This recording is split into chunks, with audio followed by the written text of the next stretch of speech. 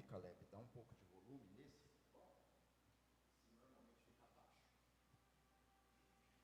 Muito bem, o Eterno nos dá mais um Shabat para o aprendizado da sua palavra, para Parashá Vayera, estudo da Torá, conceitos teóricos, práticos para a nossa vida. Vayera de aparecer, né? Falando bastante, doravante a gente vai falar bastante de Abraão e na sequência falar de Yosef. Quero agradecer a presença dos internautas que estão conosco aí nesta manhã. E já falo dos irmãos, Frei de Marcos, Carlos Cunha, Cleusa Alves, Eliezer Lissama, Gabi Malcheski, Heraldo Luiz, Jaqueline, Silvana Moraes, Rosh Netanyahu, Ana Caria, VMC, é de Portugal, nosso irmão de Portugal.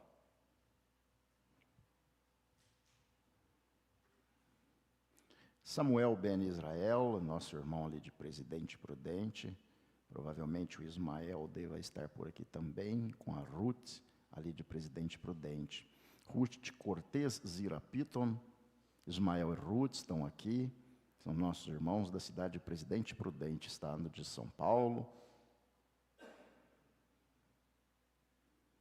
Márcia Silva, Shemuel Ben Israel, Daniel Batista, Rovaldo, Shabbat Shalom, Ismael, Catarina, Márcia, Daniel Diniz, Sebastião Oliveira, Dona Mari, Canal Milena Barbosa, Carlos ali de Morretes, está nos devendo uma visita, o Carlos está pertinho, meu irmão. Luiz Ferreira Pires, também esse, lá da região de Minas Gerais, provavelmente venha morar em Curitiba. Ismael e Ruth de Três Lagoas, hoje no Mato Grosso do Sul. Um abraço a todos, saudação. Guga Ribeiro, do Rio de Janeiro, muito provavelmente venha nos visitar também no Congresso. Quero agradecer, vou falar do Congresso daqui a pouquinho, me lembre, por gentileza, aqueles que estão nos visitando aqui na Ohel David, para o lado de cá, desse lado de cá. Nós temos visita pela primeira vez. Lá atrás, o senhor é? Qual o nome do senhor? Cláudio. O senhor nos conhece pela internet? Encontrou pela internet? São os convidados dos nossos irmãos ali. Maravilha, seja muito bem-vindo, viu? Obrigado pela sua presença. Do senhor e a sua esposa? Tá certo. Obrigado pela presença, que o Eterno possa abençoá-los grandemente, viu? Seja muito bem-vindo aqui em nosso meio. Muito bem. Como é que é o nome da sua esposa? Silvana. Silvana também, bem-vinda. Muito bem, obrigado. Para o lado de cá, visitantes. Lá atrás, né? Não é mais Williams Jones agora, né? Itzhak Ben Israel, né? O Itzhak Ben Israel passou pela Brit Milá, graças ao Eterno, integrado à comunidade e à descendência de Abraão, e esperamos em breve, permitindo o Eterno, e é claro, permitindo o próprio Itzhak, ele possa fazer parte da comunidade de uma maneira intensa, significativa, como membro de nossa comunidade, cooperando, somando conosco e testemunhando ali na cidade de João Person. Não pessoa, person. Pessoa é povo. People é povo. Person, pessoa. Né? Então, está ali em João Pessoa. E, junto dele também, nós temos a esposa. Apresente a Itzhak, a comunidade. É Elza, viu? Se não falar, depois acerta, né, Elza, em casa, né? A Elza o acompanha aqui, já esteve aqui numa outra ocasião, e hoje a gente está feliz também com a presença da Elza. O irmão à frente ali é de Cuba, mas já mora aqui em Curitiba, já é a terceira ou quarta vez que nos visita, né, irmão? Qual o seu nome? Hã? Célio? Sérgio de Cuba, mora em Curitiba, já nos visita. Eu acho que é a terceira vez, né? Terceira ou quarta vez que ele está presente aqui conosco. Muito bem. E lá atrás nós temos um que nos visita também da comunidade agora de Abraão, né? Aham, vocês não sabiam, né? Vocês já sabiam disso? Tem que falar assim, pergunte para mim se eu estou bem. Pergunte se eu estou bem. Aham. Como é que é o nome do nosso irmão lá? Ah, todo mundo sabe, né? Para ninguém esquecer agora, quando te perguntarem se está bem, está tudo tranquilo. Aham, todo mundo vai lembrar dele, né? O aham. Ben Israel também passou pela Brit Milá e está integrado à comunidade de Israel como descendente de Abraão. Louvado seja o Eterno por isso. Muito obrigado pela presença de todos vocês. Os demais não são visita, já são da congregação há um certo tempo, né? O Itzhak também, que não é Itzhak Valério, né? Ele é Itzhak Ben Israel, ele veio morar aqui em Curitiba. Eu posso dizer que a partir dessa semana aí, está morando aí, enfrentando alguns desafios, é claro, né, nesse momento transitório da mudança, mas nada que não se resolva em uma semana ou duas, vai estar ambientado aqui conosco.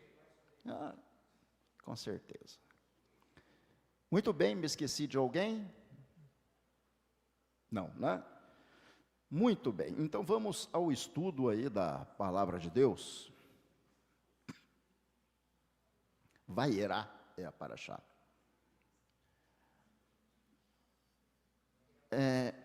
Nessa paraxá, Vaiera, nessa porção que estudamos, Ló ele é resgatado pelos anjos da cidade de Sodoma.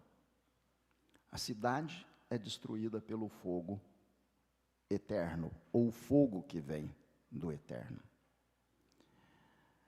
Será que esta passagem, ou esta paraxá, traz alguma relação com outra que já vimos ou que veremos?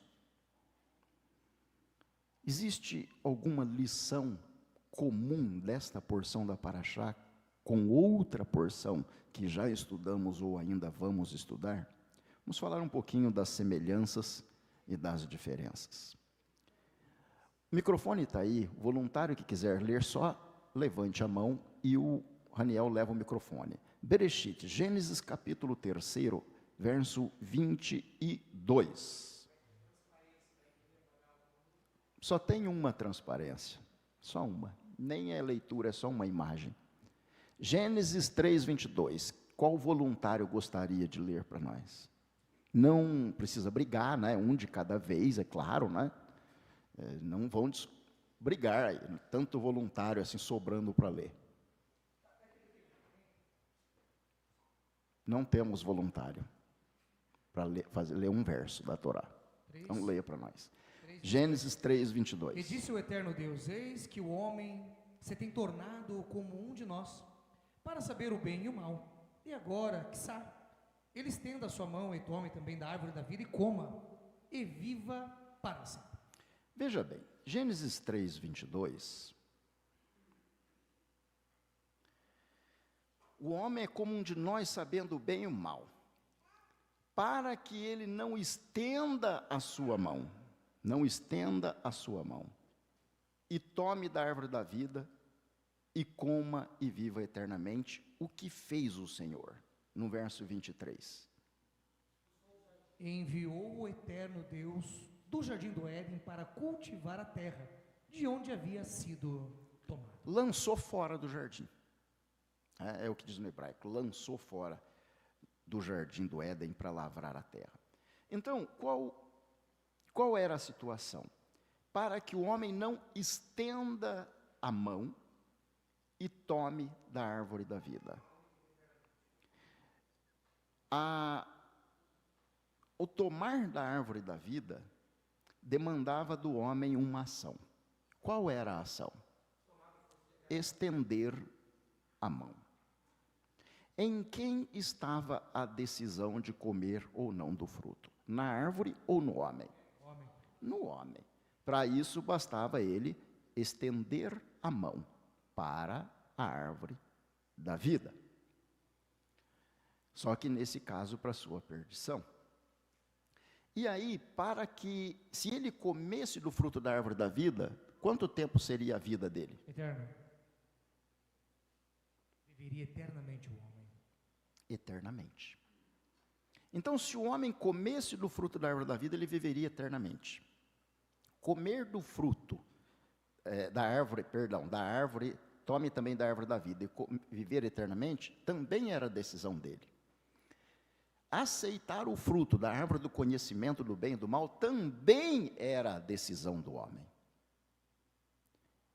Ou seja, o homem tem possibilidade de estender a mão para a árvore da vida, ou estender a mão para a árvore do mal.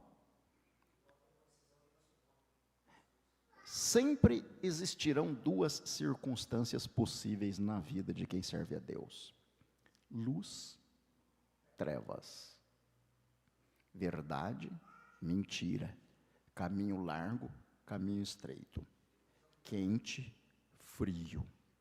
Não existe outra possibilidade.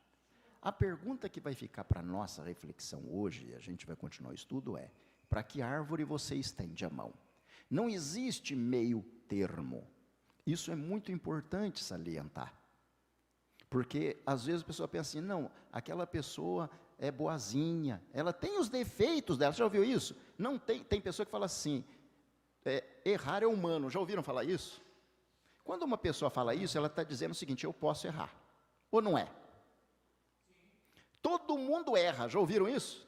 Quer dizer, como todo mundo erra, eu também tenho o direito de errar. Ela não quer dizer, eu quero seguir todo mundo que acerta, eu quero me defender dizendo que todo mundo erra. A opção é o erro ou o acerto.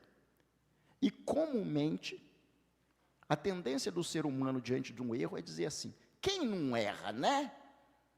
Ou seja, ele gera para si um conforto admitindo o erro, mas não possibilidade de acerto. Essa circunstância foi vivida no jardim do Éden. Então, se o homem estendesse a mão para a árvore da vida, ele viveria eternamente. E aí o que acontece? Deus pôs o homem para fora do jardim para lavrar a terra de que fora tomado. Dentro do jardim, que terra ele lavrava? Nenhuma. Fora do jardim, ele tinha que lavrar. Ou seja, qual era o plano de Deus ao princípio para o homem? Ir para a sua companheira. Ele não precisava lavrar a terra produziria por si. Cuidar do jardim ali. Mas a terra ia produzir por si. Por que o homem teve que lavrar a terra e até hoje lavra a terra? Porque ele estendeu a mão para a árvore do mal. Isso significa, as suas ações trazem consequência. Agora, quando Adão errou, por que ele não disse todo mundo erra? Hein? Porque não tinha todo mundo. Então, quando isso surgiu, a partir do momento que surgiu Caim, eu sou o guardador do meu irmão. Você veja como caminha a humanidade. Até hoje é assim. Você vai encontrar, escreve o que eu estou falando, você vai encontrar a pessoa, quando ela errar, ela vai falar assim: quem não erra? Só Yeshua é perfeito. Ouçam o que eu estou dizendo. A tendência é criar um falso conforto para o erro cometido. E se isso se incrementa na vida, aquilo fica exponencial. Para tudo existirão escusas ou desculpas. Tudo você pode imaginar. Adão se escondeu de Deus. E quando Deus falou: Adão, onde que você está? Porque ele tinha escondido atrás da moita. Eu comi o fruto e escondi aqui. Não é assim a humanidade? Erra e esconde. Aí Deus chega e fala: ei, por que você está escondido aí? Está brincando de esconde-esconde comigo? Não tem como esconder de Deus, né? Agora, vamos ver semelhanças com Vaierá. O homem estender a sua mão. Deixa aberto, por gentileza, Gênesis capítulo 3, vocês que estão abertos aí, marquem e abram lá em Gênesis capítulo 19, verso 10. 19, verso 10. 10. Vamos lá. Aqui. E estenderam os homens suas mãos e trouxeram Ló com eles, a casa e a porta fecharam. O que os homens que visitaram Ló antes da destruição de Sodoma e Gomorra fizeram para protegê-lo? Lançaram as mãos, né? Estenderam as suas mãos. O que Deus diz em Bereshit? Para que o homem não estenda a sua mão para a árvore da vida, coma e viva eternamente, eu vou expulsar do jardim. Os 2 varões que visitaram Ló estenderam as suas mãos para proteger Ló e sua família, e fechou-se a porta atrás deles. Muito bem. Será que tem mais alguma coisa aí de semelhante? Gênesis capítulo 3, verso 23. 23, vamos lá. Nós vamos ficar em Gênesis capítulo 3 e Gênesis 19, já pode, e Gênesis 19, deixa aberto. E enviou o eterno Deus do jardim do Éden para cultivar a terra. Onde que o homem, isso, onde que o homem vivia no princípio? Então o Gan Éden era a casa do homem, e dali Deus os expulsou. Gênesis 19, 16. 19, 16. É. Cadê aqui? E se atrasava, e puxaram os homens pela sua mão, e pela mão de sua mulher, e pela mão de suas 2 filhas, por causa da misericórdia que o Eterno tinha por eles, e tiraram-no e o deixaram fora da cidade. De onde foi tirado Ló e os da sua casa? Foi tirado de Sodoma e Gomorra.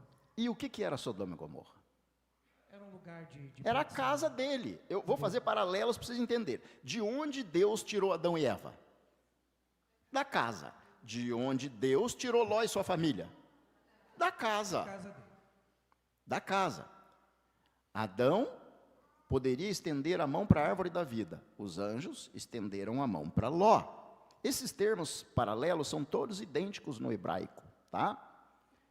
Gênesis capítulo 3, verso 24. 24. Expulsou o homem e o colocou ao oriente do jardim do Éden. E os querubins e a lâmina da espada que se envolvia para guardar o caminho da árvore da vida. O que o Eterno colocou no portão do jardim do Éden para proteger o caminho da árvore da vida? No oriente colocou os querubins. Colocou os querubins com espadas, para que o homem não entrasse de novo no jardim. Ou seja, na condição de pecado, o homem não tem acesso à árvore da vida. Está claro isso para a gente? Porque você vai encontrar pessoa lá fora que vai ceder a você a oportunidade de pegar da árvore da vida, mesmo vivendo uma vida desregrada. Não se preocupe, irmão, irmã, o importante é amar a Deus, é tão bonzinho e tal, cria circunstâncias. Não tem acesso, o portão está fechado. Deus disse que se o portão tivesse aberto, ele ia comer da árvore da vida e viver eternamente numa condição de transgressão, e aí não dá. Então, More, o mandamento te salva, o mandamento exibe o fruto que você produz como uma pessoa salva. A obediência ao mandamento é resultante da tua dedicação, da tua fidelidade a Deus, e este resultado vai te levar de novo num portão aberto para a árvore da vida. O homem não é imortal, nem a mulher. Morreu, caiu no pó, acabou. Só tem primeira ressurreição na volta de Yeshua ou depois de 1000 anos para condenação. Só. Ninguém cai no sepulcro e vai para o céu, a alma. Muita gente fala assim, está num lugar melhor agora, né? Está num lugar, está lá, se você for lá abrir o caixão, onde que está a pessoa? Vocês já experimentaram falar para uma pessoa, agora ele foi para um lugar melhor, vamos lá no cemitério abrir o caixão para ver se ele não está lá? O que você acha? A pessoa vai estar dentro do caixão ou não?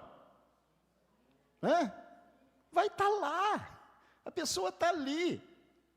Essa falsa ilusão de que a pessoa foi para o céu, porque a pessoa é boazinha, Deus o tenha. A pessoa está ali, se você abrir o caixão, está ali, depois de uns dias está podre, está ali, virou pó.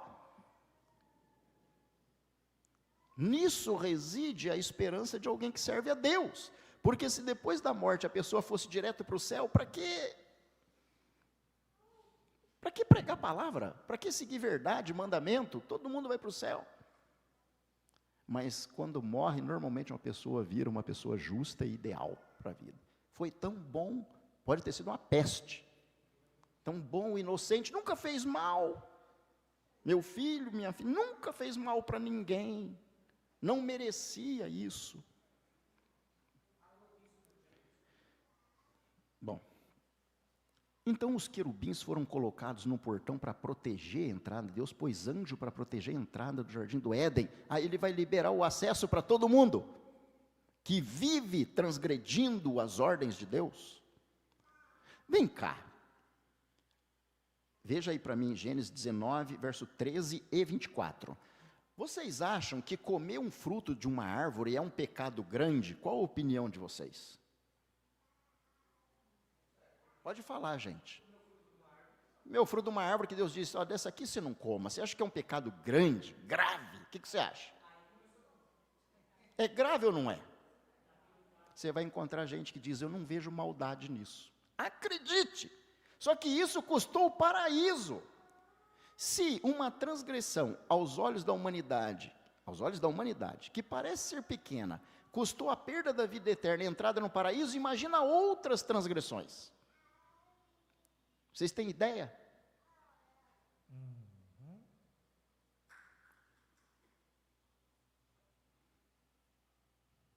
Você já viu algum bebê pôr o dedo na tomada, levar um choque, ou pôr o dedo no fogo e queimar?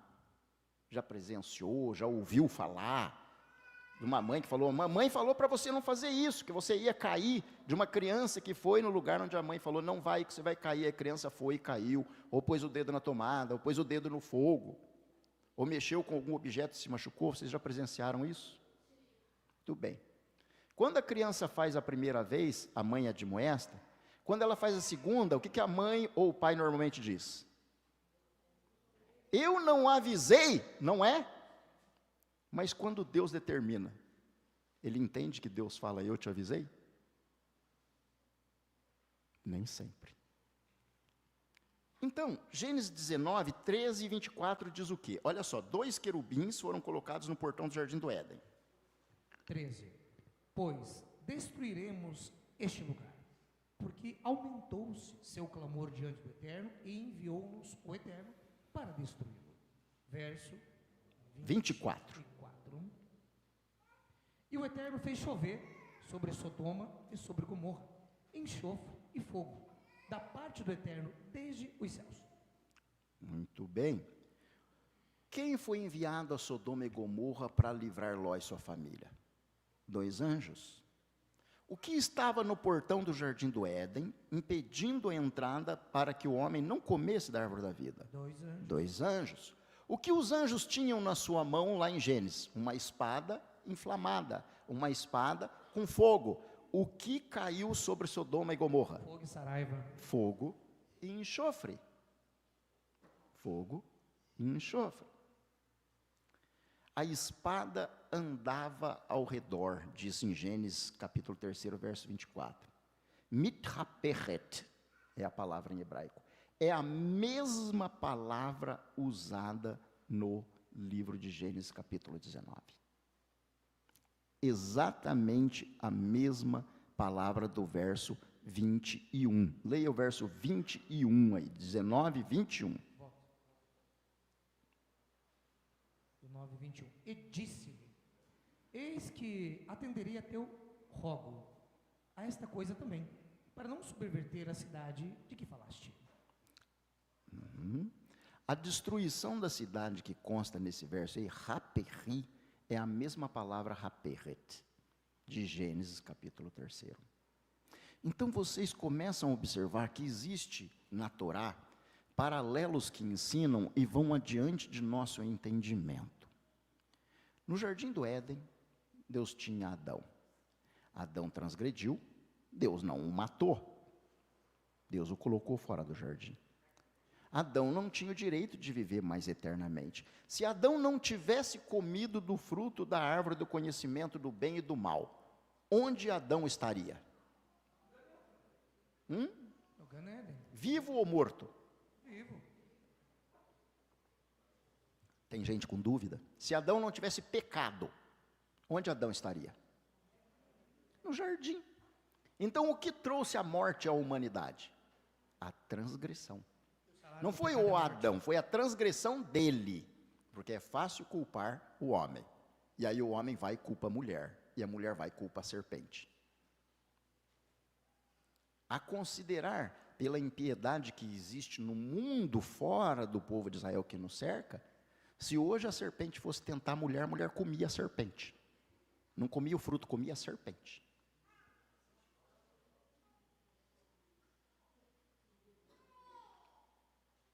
Tá? A considerar como está o mundo. Hoje eu comentava com um irmão, amigo meu. A gente passa dos 50 anos, começa a sentir cansaço físico, dores musculares, uma série de dores, o que não é incomum. Adão viveu 930 anos, Matusalém 969, quase 1000 anos. Hoje, se a gente passa dos 70, é enfado e canseira. Vocês já pararam para pensar no declínio? De 969 para 70 anos, 80 anos, quanto o pecado incrementou, que trouxe a enfermidade para a humanidade? Não precisa passar dos 70, não. Não precisa passar dos 70, não. Então, alguns nem chegam a 70 anos. Está tão incrementado o pecado que trouxe essa circunstância vivida pela humanidade, que não é muito diferente de Sodoma e Gomorra. Quando os 2 anjos visitaram Ló e sua família, Ló os recebeu, foi hospitaleiro. Recebeu. Quando os homens da cidade viram aqueles 2 varões, o que eles foram fazer? Iam tomar aqueles varões para terem relações sexuais com eles. Exatamente isso aí.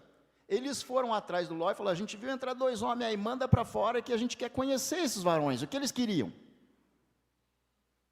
Conhecer, prazer, meu nome é tal, é isso? Por favor. Está diferente hoje? Está diferente? Os varões são descritos como anjos. Se nem anjos, aqueles homens da cidade de Sodoma partiram para o intuito de aceitar, você imagina se não fosse homem. Não está diferente hoje. Hoje se preconiza muito mais esta, entre aspas, liberdade maldita de gênero. Não tem liberdade de gênero, ou é macho ou é fêmea. Não tem outro, é homem ou é mulher, é macho ou é fêmea, e pronto, acabou. Se não houvesse macho nem fêmea, você não estaria aqui. A humanidade não caminha diferente, só que para Sodoma e Gomorra, Deus enviou 2 varões, depois falou: sai daqui, Ló, porque eu vou destruir essa cidade com fogo e enxofre. E hoje o mundo clama lá fora, que venha o fogo e enxofre, mas nós queremos liberdade. Não é? Que lixo de liberdade é essa que as pessoas não interpretam como escravidão da mente?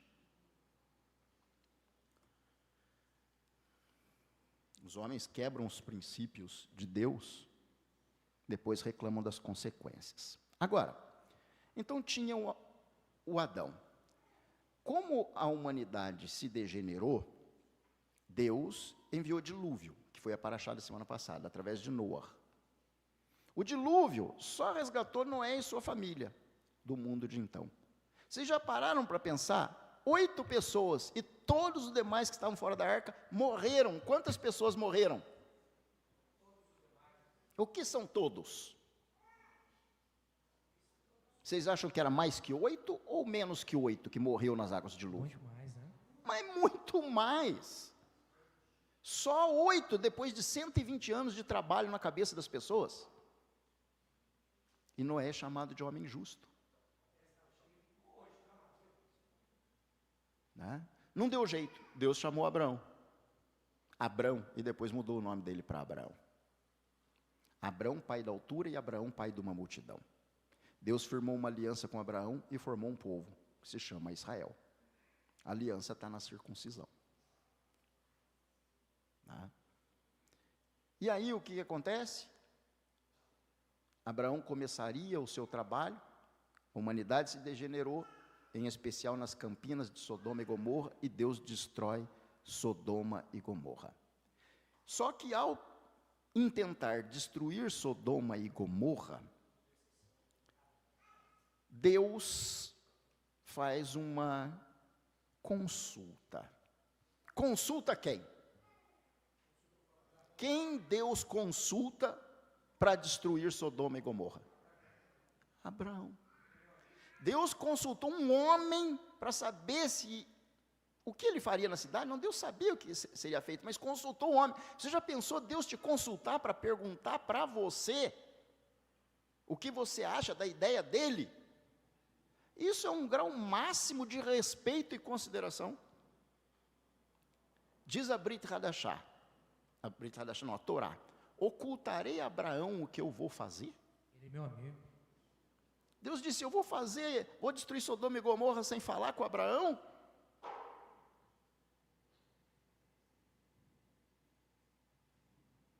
Como é que você se sentiria se Deus te consultasse a respeito das suas decisões? Ei, Marcelo. Deus vai falar com você: o que você acha disso? Vou fazer isso, o que você acha? Já pararam para pensar o grau de intimidade, a relação de proximidade entre Deus e Abraão? Como é que era? E Abraão é tido por nós, israelitas, e também no meio do mundo cristão, acredite, como o pai da fé, não é? E os cristãos, quando oram, não dizem Deus de Abraão, de Isaque e de Jacó? Abraão, nosso pai. Abraão era aquele que conversou com Deus e que os cristãos e que você chama de pai. Então o que você está aprendendo com seu pai? O que você conhece do teu pai? Porque ele é o progenitor de Israel. Israel, portanto, são seus irmãos, ou estou errado? O que você conhece dos teus irmãos?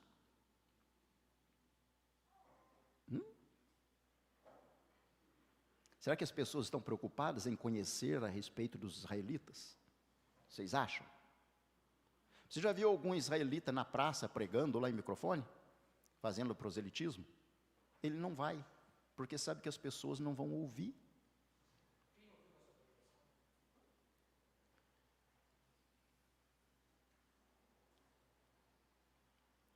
Agora, os anjos no jardim do Éden foram colocados no portão. Para quê? Leia ela de novo, Gênesis 3. Para guardar a porta da...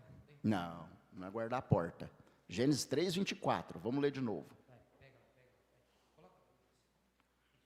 3, 24. Onde está aqui?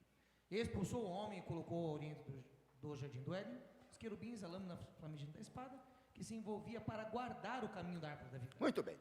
Por que os anjos foram colocados no portão do jardim do Éden, Isaac? Qualquer um de ambos pode responder para mim. Ele já leu ali o verso, ficou fácil agora. Não entrar, não.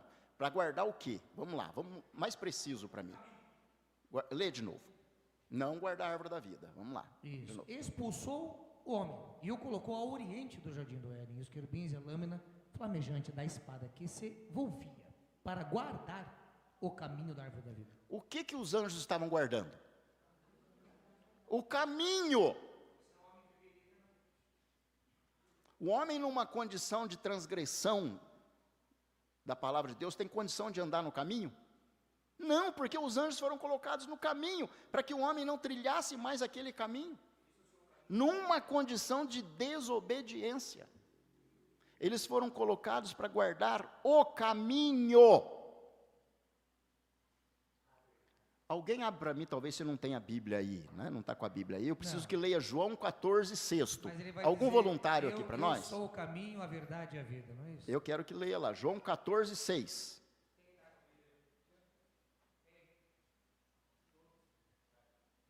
João 14, 6.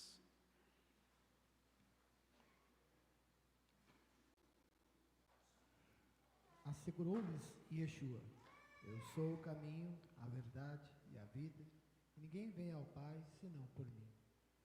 Muito bem. O que Yeshua disse que ele é Aram? Só? Isso, então Yeshua é o caminho. Os anjos foram colocados para guardar o quê? O caminho.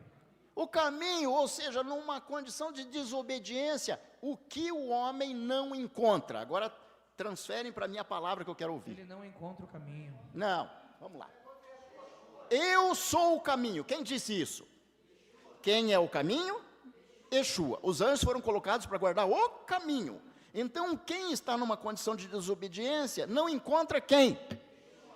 Por isso que os homens pregam Jesus lá fora. Jesus não é Yeshua. Jesus é um personagem romano criado no 3º século, que é contra a Torá, que diz, nós estamos na graça, não precisa guardar a lei, não fala? Jesus aboliu a lei na cruz.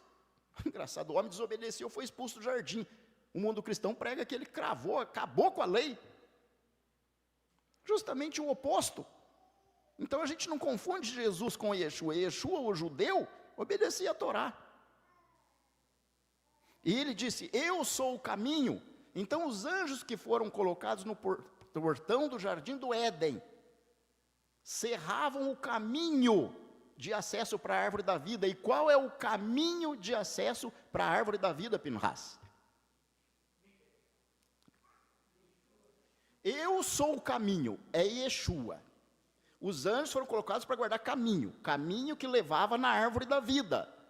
Então, quando você não tem Yeshua, você não chega aonde, Pinhas? Na árvore da vida.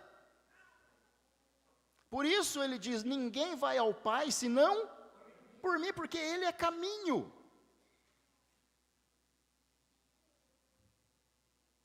A mesma palavra caminho é usada na Parashá de Sodoma e Gomorra. Eles saíram pelo caminho para encontrar a vida, enquanto a cidade era destruída pelo fogo e pelo enxofre. Vocês conseguem entender a relação de Gênesis lá com João? Mas o mundo que não lê o chamado Antigo Testamento não vai conhecer isso nunca. Não vai entender que Yeshua falou que é o caminho. O caminho para onde? O que é isso que ele está falando aqui? É o caminho para a árvore da vida. E a árvore da vida estava dentro de onde? Isaac de João Pessoa. Onde estava a árvore da vida? Então, para entrar no jardim do Éden, você precisa trilhar o caminho. O caminho é quem? Yeshua. Se você não tiver encontro com Yeshua, você não tem árvore da vida. Por isso Yeshua diz, eu sou a porta, Dalet do hebraico. Todo aquele que abrir a porta, eu vou bater. Abrir a porta, eu vou fazer o quê? Vou entrar onde? Vou ler lá. Eis que estou à porta e bato. Alguém lembra desse verso? Se alguém ouvir a minha voz e abrir a porta, eu vou entrar onde? Entrar onde? Na sua casa. A casa é o Éden. Mas só vai se tornar Éden se você abrir a porta. Enquanto Yeshua estiver do lado de fora da porta, a casa é somente casa. Ele é o caminho. É Ele. Por isso eu até conversava com algumas pessoas, falo, nosso foco, vou deixar uma coisa bem clara, nós cremos em Yeshua, Hamashiach, isso não muda. Quer salvar o seu irmão judeu, que conhece de Torá, ensina sobre Yeshua para ele, porque se você for falar para ele de Talmud, for falar de Maimônides, ele vai falar, tá, traz coisa diferente para mim, meu amigo. Ele vai rir da sua cara, você acha que ele não lê Talmud, Zohar, Torá? Ele vai falar, traz coisa diferente para mim. Aí você vai chegar nele, porque Nahman disse isso, Maimônides disse isso. Ele, tá, e aí? Vai, desenrola. Ele quer saber sobre o caminho, porque ele está do lado de fora. Então, nossas mensagens vão sempre culminar em Yeshua, porque nós cremos em Yeshua como Mashiach, descendente de Davi. E isso é o que falta para a humanidade, porque a humanidade não encontrou o caminho. Estão seguindo Jesus, achando que Jesus vai salvá-los. Quando ele vier, está escrito em Matitiahu, quando ele vier, as pessoas vão chegar nele e falar, Senhor, em teu nome expulsamos demônios. Você sabe de gente que expulsa demônio por aí? Nunca viu falar de igreja que expulsa demônio? Aí fora? Em teu nome fizemos maravilhas. Já viu gente aí fora falando de fazer maravilhas? Então vos direi abertamente. O que ele vai dizer? Não vos conheço. Não conheço vocês, porque vocês transgridem Torá. É o que está escrito lá, transgridem a lei. E não foi a transgressão da lei que colocou Adão para fora do jardim? Não foi a transgressão de Sodoma e Gomorra que trouxe o fogo para a destruição da cidade? Aí Deus chamou um homem para conversar com ele sobre a cidade. Qual era o nome do homem? Abraão.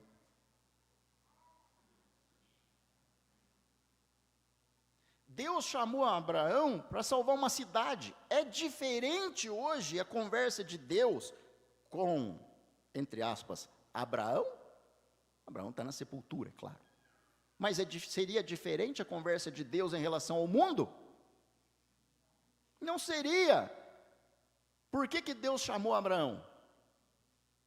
Por que Abraão? Por que não chamou José, o Sebastião, o Manuel? Por que chamou Abraão? Porque a aliança foi feita com ele. Quer dizer que se você não tiver em Abraão, você está fora. Quem não entendeu isso aqui? Deus disse: em ti serão benditas todas as famílias da terra. Contigo farei uma aliança, todo macho será circuncidado ao 8º dia. Essa aliança é eterna entre mim e ti e os teus descendentes depois de ti. Você vai encontrar gente lá fora que prega contra a circuncisão e acha que é inteligente. Essa é a minha aliança, Deus diz. Então, quando o homem prega contra o mandamento, que coloca-o na aliança com Abraão, que intercedeu por Sodoma e Gomorra, ele não encontra nem o caminho e nem o Deus de Abraão. Não encontra.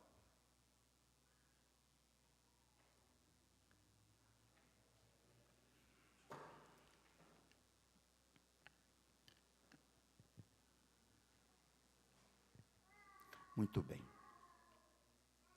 Deus tira os convidados do lugar paradisíaco. O que significa a palavra Éden? Jardim é Gan. Vou dar uma pista. Paraíso. O que significa Éden? Assim que eu gosto. Éden significa paraíso. O homem foi retirado do paraíso, do jardim do paraíso, onde estava a árvore da vida.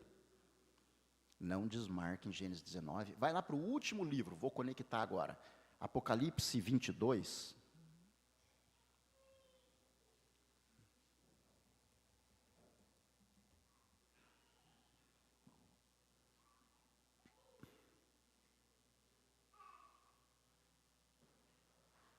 Verso 1º e verso 2º. E mostrou-me o rio puro da água da vida, claro como cristal, que procedia do trono de Deus e do Cordeiro. No meio da sua praça, e de um e de outro lado do rio, estava uma árvore da vida, que produz 12 frutos, dando seu fruto de mês em mês, e as folhas da árvore são para a saúde das nações. O que está na verdade, na cidade que vai descer dos céus, de acordo com o texto de Rit Galut, Apocalipse 22, verso 2º. O que estava lá? Árvore da vida. Então, o que tem na cidade que vai descer? O Éden. O Éden é ali. Eu estou conectando agora Gênesis com Apocalipse. E o caminho para a árvore da vida está guardado pelos anjos de Deus, porque o homem transgrediu. E em situação de transgressão, de pecado, o homem não encontra o caminho, não encontrando o caminho, não encontra a árvore, não encontrando a árvore, o homem morre eternamente.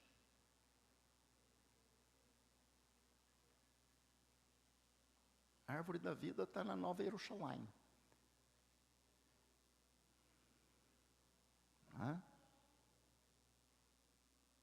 Nova Jerusalém. Como é que é nova em hebraico? Cauã, você que está estudando mais tempo. Vou dar uma pista. Como é que é nova em hebraico? Hadashah, estão moendo já, né? Hadashah, né? Então a árvore da vida está na cidade. Então vocês vejam qual é o plano de Deus. fazendo uma concatenação aqui para a gente caminhar para o encerramento. Deus criou um jardim, belo, admirável, perfeito. Terra que produzia, sem necessidade da mão de obra humana. Tamanha era a perfeição. O homem transgride, é expulso do jardim do Éden. Deus põe 2 querubins. Deus manda 2 anjos para livrar Ló e sua família da destruição de Sodoma e Gomorra. Deus coloca 2 querubins sobre a arca. A arca do testemunho que estava dentro do Mishkan. Dentro do Mishkan. E o tampo que cobria a arca tinha um nome. Aliás, tem um nome. Qual é o nome para os homens? Caporete. Aquele tampo da arca se chama caporete. Vocês vão ver judeus em Yom Kippur girando uma galinha em cima da cabeça. Galinha para mulher, galo para homem. Já viram isso? Ele acha que o sangue daquela ave que depois é morta expia o pecado dele, porque ele não crê em Yeshua. O tampo que cobre a arca se chama caporete, daí vem capará, que é o nome daquele ato de girar ali o frango na cabeça, é capará. É o tampo da arca. Ele acredita que com aquele sangue da ave ali que substitui ele numa situação de transgressão, ele vai conseguir entrar onde? Dentro da arca. O acesso do sumo sacerdote no Mishkan era para entrar dentro da arca. As orações, atravessar o tampo da misericórdia, do inglês seat of mercy, tampo da misericórdia, caporete do hebraico. Dentro lá, eu já falei para vocês, agora vocês decoraram o que tinha dentro da arca. Vamos lá, 3 coisas. Vara de Arão, maná e a Torá, as tábuas da lei. As tábuas da lei. Então, para o que está dentro do jardim? É o que está dentro da arca. E o que é o portão da arca? É o caporete. Para atravessar naquele portão, você precisa ter acesso através de alguém, que é o caminho. O caminho é Yeshua. Então, dentro da arca, isso é óbvio, você encontra Yeshua. Agora, dentro da arca não tinha Brit Hadashah, não tinha Novo Testamento. E Yeshua disse nas suas palavras: examinai as Escrituras, porque vós cuidais. Por que Yeshua disse examinai as Escrituras? Não, só nesse verso. Examinai as Escrituras, por quê? Aí vem a resposta. Vós cuidais ter nela a vida eterna. Por que Yeshua disse examinai as Escrituras? Então a vida eterna está onde? Está na Escritura. E você conhece a Escritura? A vida judaica, irmãos, é muito mais que eu me sentar aqui, ou você se sentar aí e ouvir a mensagem. Se isso não penetrar no coração, não tem propósito na vida. É melhor esquecer. Acredite, é melhor. A árvore da vida representa a vida para a eternidade. Yeshua diz: eu não sou só caminho, mas eu sou a verdade e eu também sou a vida. Então a árvore da vida também representa Yeshua. Mas o povo judeu diz a respeito da Torá: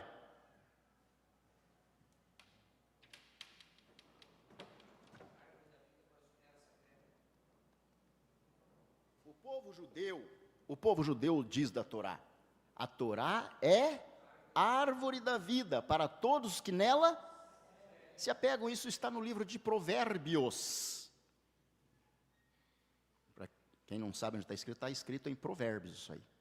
Agora, se a Torá é a árvore da vida, e Yeshua disse: eu sou o caminho e eu sou a vida, o que é a Torá?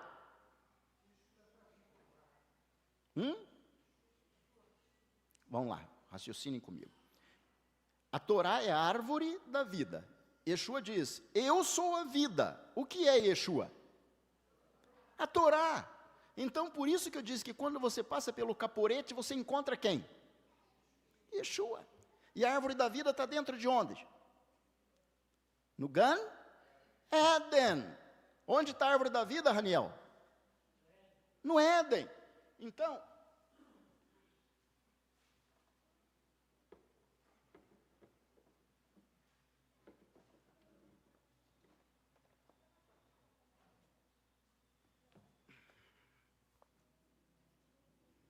Então, quando você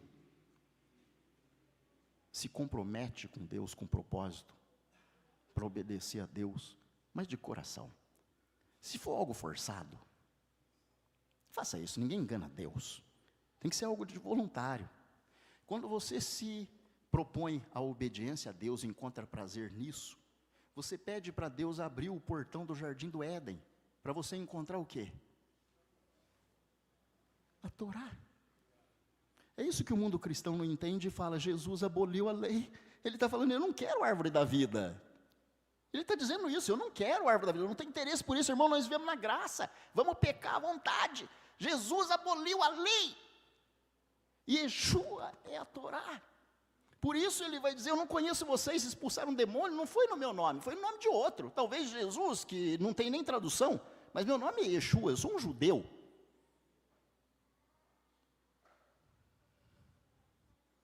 Então vocês já pararam para pensar quando vocês dançam com a Torá aí, que você está abraçado com a árvore da vida?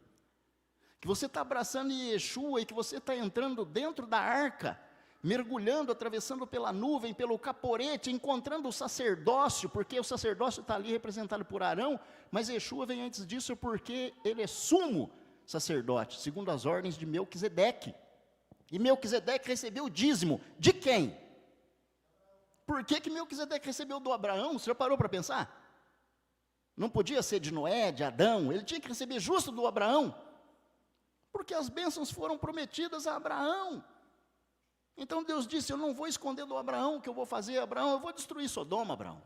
Senhor, o senhor vai destruir o justo com o ímpio? Não vou, Abraão. Se tiver 50 justos ali, não destruo, e ele vai declinando, 40, não destruo, 30, não destruo, 20, Senhor, não fica bravo comigo. Olha Abraão falando com Deus, é como o filho falando, mamãe, não fica bravo comigo, você está insistindo.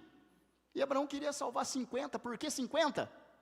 Por que 50? Porque 50 é jubileu, porque 50 é Shavuot, e Shavuot é a outorga da Torá. Então Abraão fala, Senhor, 50. Deus diz, não tem 50, Abraão. 40, não tem 40 numa cidade. E Abraão chega em 10, Senhor, se tiver 10, que é um minyan, veja a importância que você tem.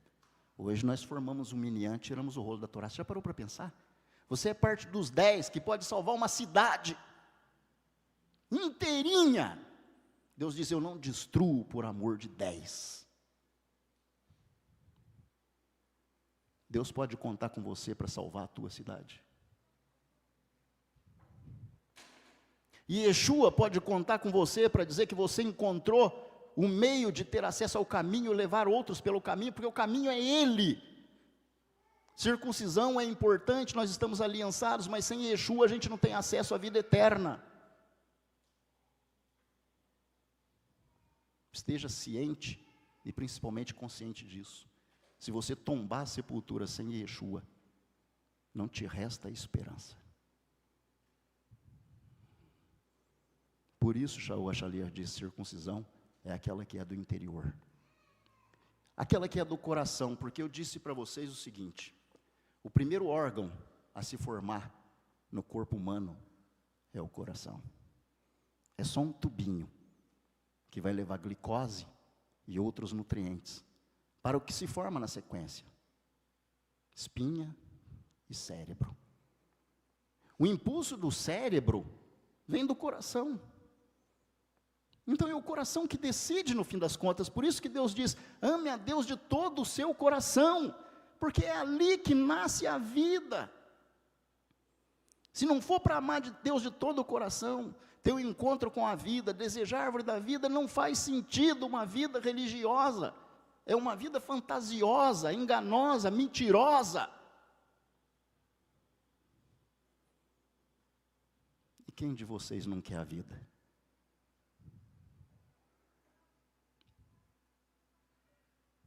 Hum?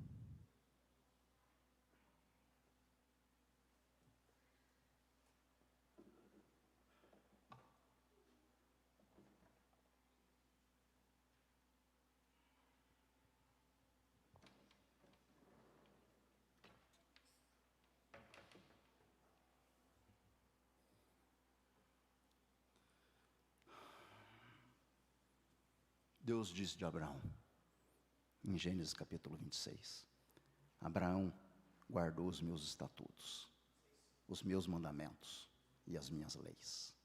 Não tinha Moisés ainda, porque você vai encontrar gente que vai dizer, isso é lei de Moisés, mas Deus disse de Abraão quando Moisés nem tinha nascido. Veio Abraão, Isaque, Jacó, os filhos, descendentes de Israel, aí veio Levi, da tribo de Levi, mais tarde nasceu Moisés. Não tinha essa lei escrita. E Deus diz, Abraão obedeceu meus mandamentos, meus estatutos e as minhas leis. E no texto da Brit Hadashah está escrito, Abraão foi chamado amigo de Deus.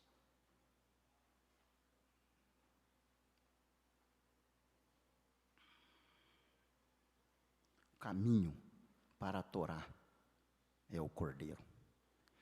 Por conta de todas essas coisas, Yeshua disse, alguém me falou, More, você não vê Sod em Abraão? Muito mais que Sod. Alguém me falou semana passada.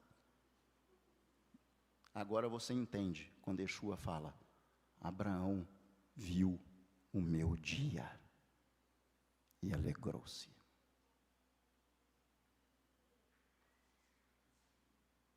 Abraão na Brit Hadashah, mas Abraão é Torá. Yeshua disse, Abraão viu. Você é filho de Abraão? Então você conhece o dia de Yeshua. Se não conhece, fala, pai Abraão, me mostra.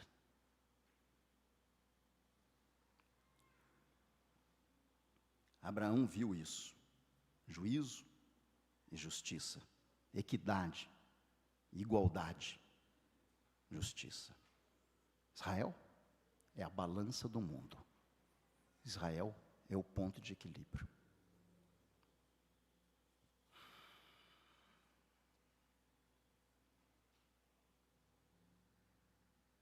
Deus não oculta de Abraão o que ele faz, porque Deus tem uma palavra firme que não volta atrás. E Abraão não voltou atrás. Deus disse, eu vou abençoar a sua descendência, Abraão. Ela vai ser como a areia do mar e como as estrelas do céu. Em você, claro, aquele que desejar vai poder ser abençoado. Que conhecia a ti como pai, porque pai de muitas nações você será, assim como Sara, sua esposa, mãe de príncipes e reis. O vínculo está nesse chamado, nessa conexão, nessa intensidade de comunicação. Esse é o cerne da sua vida espiritual.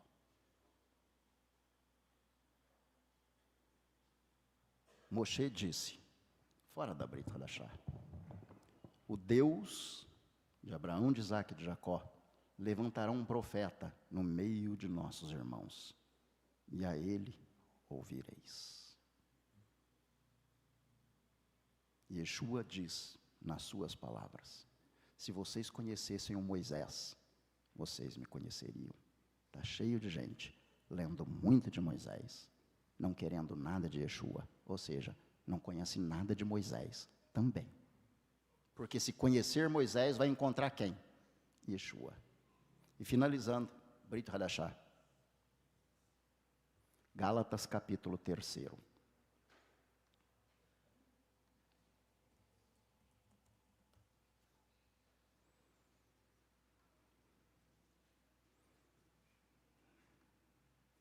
Gálatas capítulo 3.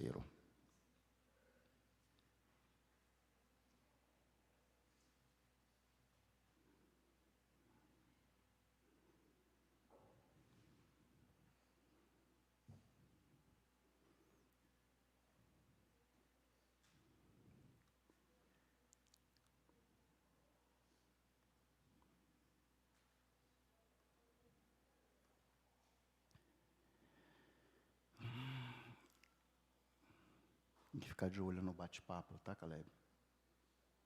Às vezes entra espírito de porco, querendo atrapalhar a palestra aí, se é que você me entende.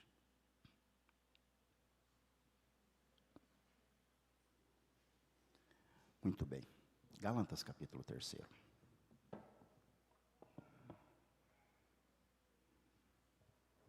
Diz assim: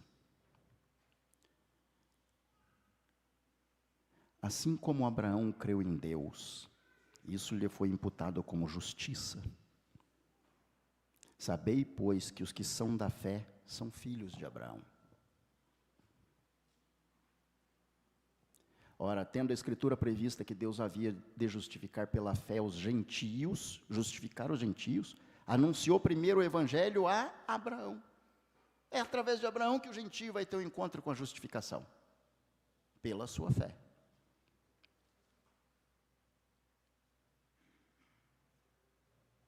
Dizendo, todas as nações serão benditas em ti. De sorte que os que são da fé são benditos como o crente Abraão. Todos aqueles que são das obras da lei. Isso é muito interessante esclarecer, porque pouca gente entende Shaul, viu? Se você não lê Torá, você não entende Shaul. Vai entrar na dos crentes aí. Shaul era contra a lei, olha aqui, acolá. Não vá nesse barco furado. Leia a Torá. Todos os que são das obras da lei estão debaixo da maldição. Porque está escrito, maldito que não permanecer em todas as coisas que estão escritas no livro da lei. Quem é maldito? Eu vou ler de novo. É só ouvir. Todos aqueles que são das obras da lei estão debaixo da maldição. Por quê? Porque está escrito, maldito aquele que não permanecer em todas as coisas que estão escritas no livro da lei para fazê-las. Quem é maldito? O que não permanece, ou é o que permanece? O que não permanece. Maldito aquele que não permanecer no que está escrito na lei. Mas lá fora não é o contrário que dizem? Não entendem nem o que estão lendo. Pela lei, ninguém será justificado diante de Deus, verdade? Porque o justo viverá pela fé, verdade. Cristo nos resgatou, olha só, 11. Cristo nos resgatou da maldição da lei. Agora veja bem. Fazendo-se maldição por nós. Porque, guarda a palavra, porque, agora ouça. Está escrito, maldito todo aquele que for pendurado no madeiro. Qual é a maldição da lei? Vamos lá de novo. Cristo se fez maldição por nós, por quê? Vou explicar agora, está escrito, por quê? Agora vem a explicação. Maldito todo que for pendurado no madeiro. Qual é a maldição? Obedecer à lei ou ser pendurado no madeiro? Ser pendurado no madeiro. Mas o crente não vai dizer que a lei é maldita? A maldição é morrer no madeiro, por isso ele se fez maldito por nossa causa. Por quê? Porque o pecado era nosso. Quem deveria ser o maldito? Fale para mim. Está muito difícil as perguntas, irmão. Está muito difícil, eu vou perguntar para o internauta. Cristo se fez maldito porque ele estava no madeiro. A maldição é ser pregado no madeiro. Quem deveria ser pregado no madeiro, internauta? Portanto, quem deveria ser o maldito? Vamos ver o internauta respondendo aqui. Já respondeu, nós. Beleza, respondeu fácil. Então nós não somos malditos, nós somos abençoados. Nós somos abençoados. Entenda Shaul HaShaliach. Dentro do capítulo 3, na sequência, ele vai falar de Moisés. Ele fala de Abraão, aí ele fala, a lei foi colocada na mão de um medianeiro. Verso 16. As promessas foram feitas a Abraão e a sua descendência. Não diz as suas descendências, quando falamos de muitas, mas de uma só. E a tua descendência, que é o Mashiach. Paulo?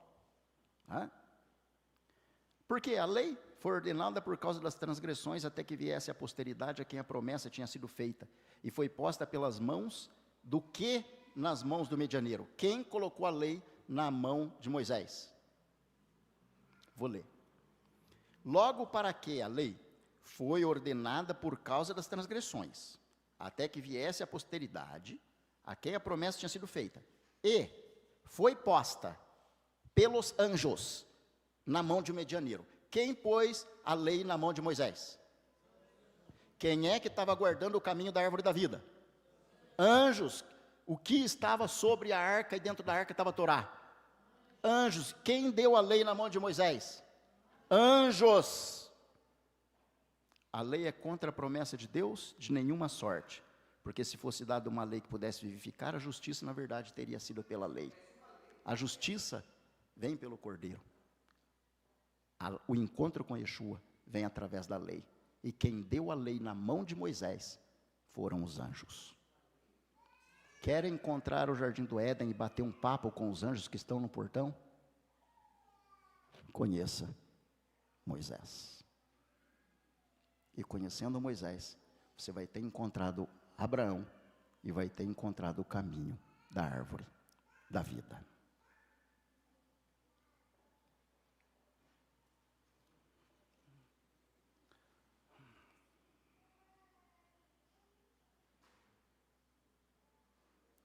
Meu desejo para o meu irmão judeu é como disse Shemoneh Esrei. Sabe o que é Shemoneh Esrei? Você faz todo o Shabat aqui e toda sexta-feira. 18. Shemoneh significa 18. Amidad Shabat. No final da prece de Amidad Shabat, ele recita uma prece que diz: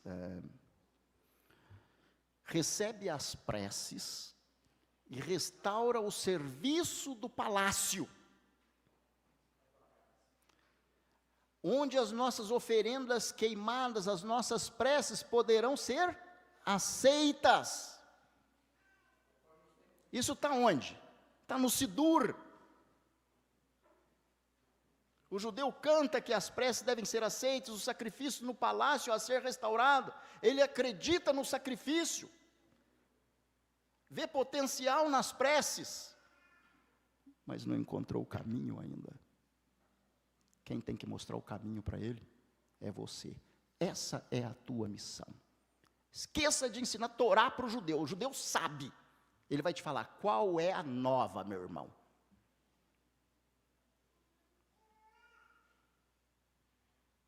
Como se diz no mundo atual, dá o papo. Reto. E reto significa ortodoxo. Eu espero que todos nós tenhamos condições de falar ao nosso irmão, querido irmão judeu, a respeito da salvação que vem pelo caminho. Do caminho que induz à verdade. Da verdade que leva para a vida.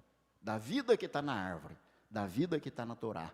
Da vida que vem através de Yeshua, o Cordeiro. Obrigado pelo seu carinho, pelas suas preces. Nós nos encontraremos às 15 horas para o estudo da Palavra de Deus. A todos os internautas que estiveram conosco até este momento, muito, muito obrigado pela sua presença. Te convido a fazer parte da comunidade Conexão Torá. Desça aí o vídeo, clique lá na comunidade Conexão Torá, seja um aluno participante e participativo e aprenda sob a ótica judaica a profundidade, a elevação, o sublime da palavra de Deus e o encontro com a verdade. Incentive o nosso trabalho, principalmente você que é da comunidade. Moreira, eu queria buscar mais conhecimento. Vai lá, está lá. Ah, mas eu quero assistir só Shacharit. Está ótimo, não deixe de assistir. Né? Mas aqueles que incentivam o nosso trabalho, que oram por nós para que Deus nos dê conhecimento, paciência e sabedoria, eu sou infinitamente grato pela sua gratidão e pela sua participação. Diga, Congresso. O nosso congresso em Curitiba será nos dias 26, 27 e 28 de dezembro. Sexta, sábado e domingo. Dia 25, o culto pagão do Natal, que celebra o nascimento do Deus Sol, é numa quinta-feira. Já é feito justamente depois para ninguém ficar envolvido com um parente em casa celebrando o culto do nascimento de Deus Sol. Aliás, Yeshua nem nasceu em 25 de dezembro, ele nasceu em outubro, é o que está na Escritura, né? Não tinha, os 3 reis magos não estavam lá na manjedoura, eles encontraram o menino em casa, o menino tinha 2 anos de idade, está escrito em Mateus, tinha 2 anos de idade, Tá? E 25 de dezembro celebra o nascimento ou o culto ao Deus Sol, idolatria pura. Dia 25 é uma quinta-feira. Sexta-feira, dia 26, sábado, dia 27, domingo, dia 28 de dezembro, congresso em Curitiba, Paraná, na Orel David. As inscrições serão abertas semana que vem? Provavelmente a semana que vem. Né? Aí nós vamos anunciar o custo, ficamos estimados naquele custo lá, você quer estudar melhor? O custo será de R$ 600 pelos 3 dias, com café da manhã, almoço, jantar e hospedagem. Comer à vontade. Moreno, não quero ficar junto com os irmãos, que é desconfortável aí. Nós indicaremos hotel para você ficar mais acomodado, melhor confortável. Confortável, né? Se é que fica. Aí você tem os seus gastos de Uber para cá, com refeição, vai ter o gasto adicional. Com certeza é bem mais que isso, a instituição não visa arrecadar recursos com isso. Não visa, de forma nenhuma. Mas é uma maneira de trazer os irmãos para perto e permitir a oportunidade de nós interagirmos com outros irmãos. R$ 200 ao dia. Sexta, sábado e domingo, totalizando R$ 600. As inscrições serão abertas a partir da próxima semana. Planeje para estar presente, porque é uma ocasião única e uma oportunidade de conhecer muitos irmãos da nossa congregação e os simpatizantes aqui, os amigos internautas. Aliás, vem gente da Conexão Torá para estar com a gente também. Seria isso, nós vamos para o Kiddush. Obrigado pelo carinho, pelas preces. Que o Eterno abençoe a todos os visitantes, que o Eterno abençoe grandemente as vossas vidas, os vossos lares. Shalom Aleichem, Lehitraot. Até a próxima oportunidade.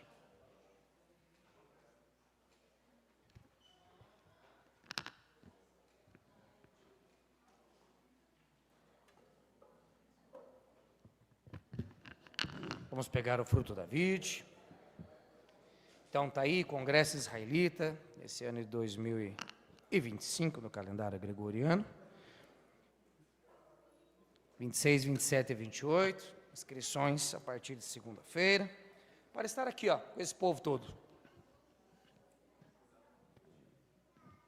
Baruch Hashem.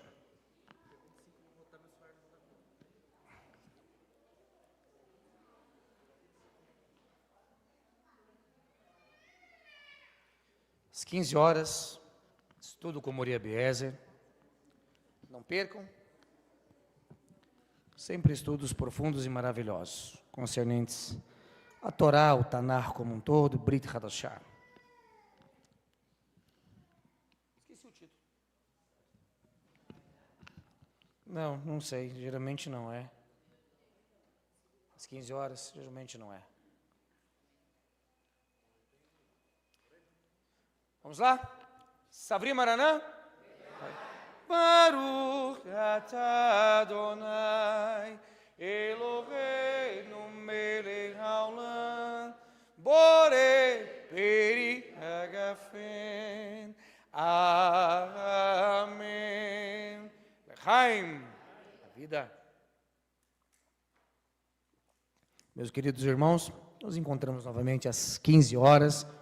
Shabbat Shalom.